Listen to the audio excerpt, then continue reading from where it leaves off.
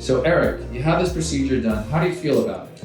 I feel fantastic. I think that Dr. Diaz and his team were very professional. They let me know exactly how to prepare for the procedure. I was 44 years old when I had it done. My hair was spotchy, falling out, so it looked terrible. And that's the procedure. I was very happy and it changed my life and increased my confidence dramatically. Great. And what would you say is your assessment of the results? Results are fantastic. I think that, before it was spotchy, it looked terrible, and now it's a full head of hair again, and I can actually look in the mirror every morning and not be depressed. It's great. I'm very happy. Oh, great. And so in summary, how do you feel overall with the procedure? How would you describe your assessment of the final result? Final results they exceeded my expectations, and here we are 4 years later, and my hair is still there, and I feel awesome. So I would highly recommend Dr. Diaz and his entire team for your hair restoration procedure.